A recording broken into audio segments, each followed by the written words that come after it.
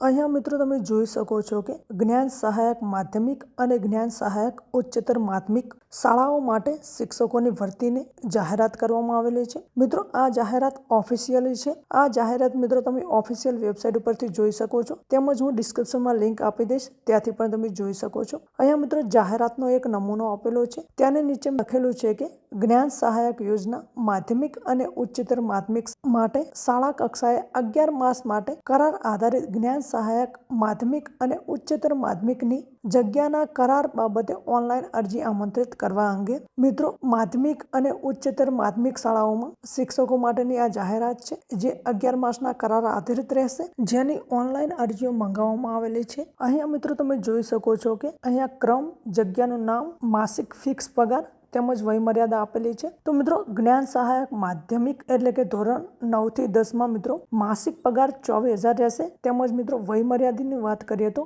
48 વર્ષથી વધુ ન હોવી જોઈએ। ત્યારબાદ મિત્રો જ્ઞાન સહાયક ઉચ્ચતર માધ્યમિકમાં મિત્રો માસિક પગાર 26,000 રહેશે અને 50 વર્ષથી વધુ ઉંમર એટલે કે વયમર્યાદા ન હોવી જોઈએ। ત્યારબાદ નીચે લખેલું છે કે શિક્ષણ વિભાગ અંતર્ગત ગુજરાત રાજ્યની સરકારી અને બિનસરકારી અનુદાનિત માધ્યમિક અને ઉચ્ચતર માધ્યમિક શાળાઓમાં તથા કમિશનર શ્રી આદિજાતિ વિકાસ કચેરી તથા સામાજિક ન્યાય અને અધિકારિકતા વિભાગ હસ્તકની નિયામક શ્રીની અનુસૂચિત જાતિ કલ્યાણ અને નિયામક શ્રી વિકસતી જાતિ કલ્યાણ કચેરી હસ્તકની ગુજરાત રાજ્યની અનુદાનિત નિવાસી માધ્યમિક શાળાઓમાં જ્ઞાન સહાયક યોજના માધ્યમિક અને ઉચ્ચતર માધ્યમિક માટે શાળા કક્ષાએ 11 માસ માટે કરાર આધારિત જ્ઞાન સહાયક માધ્યમિક અને ઉચ્ચતર માધ્યમિકની જગ્યાના કરાર બાબતે ઓનલાઈન અરજીઓ મંગાવવામાં આવેલી છે। એટલે કે મિત્રો ગુજરાત રાજ્યની સરકારી તેમજ બિનસરકારી અનુદાનિત માધ્યમિક ઉચ્ચતર માધ્યમિક શાળાઓ તથા કમિશનરશ્રીની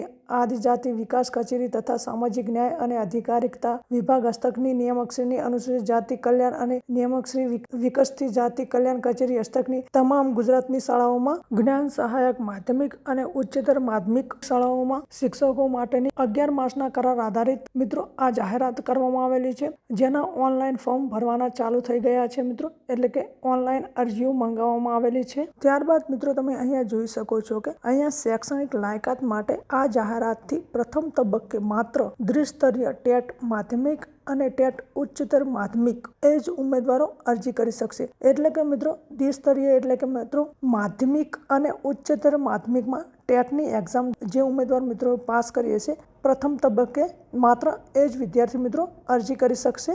ત્યારબાદ લખ્યું છે કે ખાલી જગ્યાના પ્રમાણમાં પછીના તબક્કામાં જ્ઞાન સહાયકોની શૈક્ષણિક લાયકાત મુજબના કોઈ પણ વર્ષમાં ટેટ પાસ કરેલ ઉમેદવારો અને ત્યારબાદ જગ્યાઓ ખાલી હશે તો છેલ્લા તબક્કામાં માધ્યમિક વિભાગ માટે શૈક્ષણિક સ્નાતક તેમજ વ્યાવસાયિક સ્નાતક અને ઉચ્ચતર માધ્યમિક વિભાગ માટે શૈક્ષણિક અનુસ્નાતક તેમજ વ્યાવસાયિક સ્નાતકની લાયકાત ધરાવતા ઉમેદવારની અરજી મંગાવવાની કાર્યવાહી કરવામાં આવશે।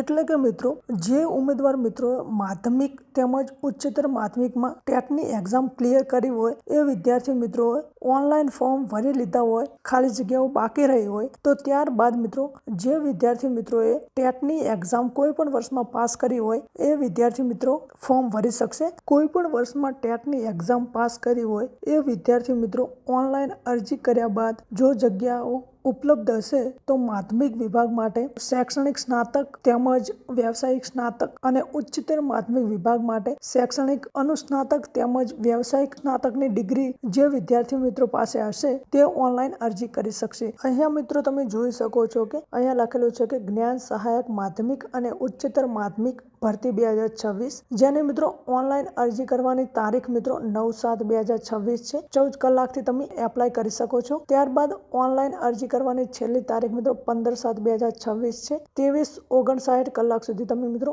અરજી કરી શકો છો। ત્યારબાદ મિત્રો મેરિટ લિસ્ટ જાહેર થવાની તારીખ આપેલી છે, જે 18/7/2026 છે। 14 કલાકથી મિત્રો તમે મેરિટ લિસ્ટ જોઈ શકો છો। ત્યારબાદ મિત્રો ડોક્યુમેન્ટ ચકાસણી અને શાળા પસંદગી માટે રિપોર્ટિંગ એટલે કે પ્રથમ જિલ્લા પસંદગી માટેની તારીખ આપેલી છે, જેની તારીખ 20/7/2026 રહેશે। ત્યારબાદ મિત્રો બીજો જિલ્લો પસંદગી માટેની તારીખ આપેલી છે 22/7/2026 અને ત્રીજો જિલ્લો પસંદગી માટેની તારીખ આપેલી છે 24/7/2026। અને મિત્રો ત્યારબાદ નીચે તમે જોઈ શકો છો કે જ્ઞાન સહાયકની ઓફિશિયલ વેબસાઇટની લિંક આપેલી છે, તમે જોઈ શકો છો કે જ્ઞાન સહાયક.ssgujarat.org આ વેબસાઇટ ઉપર મિત્રો તમે ઓનલાઈન અરજી કરી શકો છો. આ વેબસાઇટની લિંક હું ડિસ્ક્રિપ્શનમાં આપી દઈશ, ત્યાંથી તમે આ વેબસાઇટની વિઝિટ કરી શકો છો.